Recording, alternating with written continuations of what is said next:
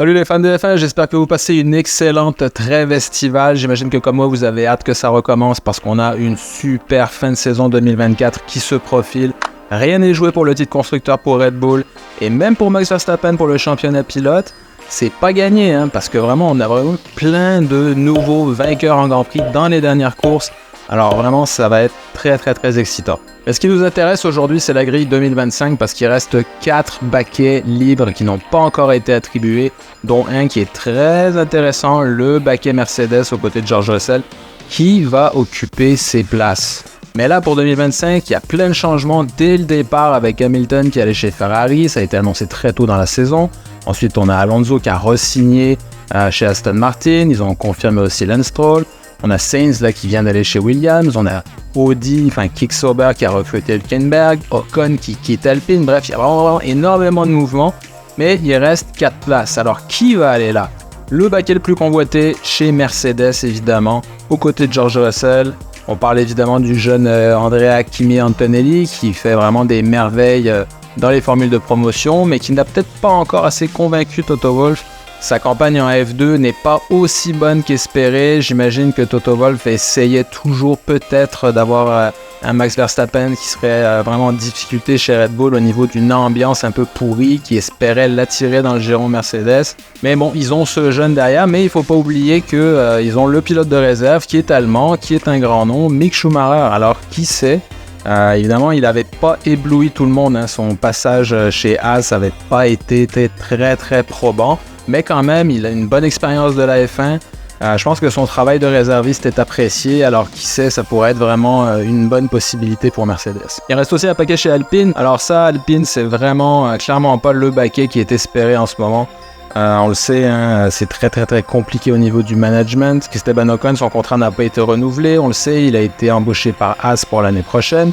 Il reste Pierre Gasly et la place à ses côtés clairement n'est pas la plus attirante en raison de tous les problèmes sur la voiture et aussi du management. Alors évidemment, la piste privilégiée, ça serait Jack Doohan qui est le pilote réserviste. Un pilote quand même qui n'a jamais non plus eu un palmarès franchement éblouissant dans les formules de promotion. Mais en même temps, le choix est quand même un petit peu plus limité pour Alpine parce que c'est clairement pas le baquet le plus attirant en ce moment. On a un baquet chez RB aussi. RB Visa Cash App, donc Yuki Tsunoda a été confirmé, c'est assez incroyable. Ça va être sa 5e année en fait chez RB. C'est assez étonnant, on sait que le programme junior Red Bull, généralement c'est 2-3 ans, pas plus. Alors évidemment, on sent une bonne courbe de progression quand même chez Yuki. On sent que peut-être là, il commence enfin à être vraiment plus réfléchi dans son approche de la course. Alors, qui va être à ses côtés? C'est évident que Ricciardo ne donne pas satisfaction. Personnellement, je ne pense pas qu'il va être renouvelé pour une autre saison. C'est le moment là de vraiment donner sa chance à Liam Lawson, le jeune Australien qui avait remplacé Ricciardo l'année dernière, qui avait très bien fait.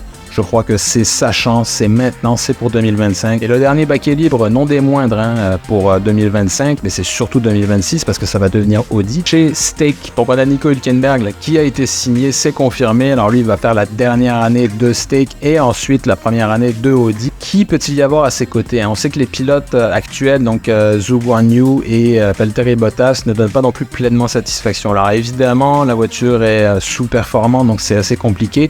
Mais Guan Yu, le pilote chinois, n'a pas vraiment montré d'étincelles, mériterait de rester en Formule 1. Bottas, est-ce qu'on pourrait le garder encore pour la continuité? Ça serait une possibilité, il a quand même une grande expérience chez Mercedes, donc ça peut être un atout considérable. Il y a aussi Mick Schumacher, encore une fois la piste Mick Schumacher, si Mercedes décidait de le laisser partir. 2 Allemands pour Audi en 2026, c'est quand même quelque chose de très intéressant. Et on a évidemment Théo Pourchaire, le pauvre Théo quand même qui a été champion Formule 2 en 2023, pilote de réserve chez Stake, et malheureusement il n'est pas appelé en Formule 1. Personne ne veut vraiment lui donner sa chance pour le moment. Alors est-ce que Audi Stake pourrait finalement décider de le lancer dans le grand bain pour 2025?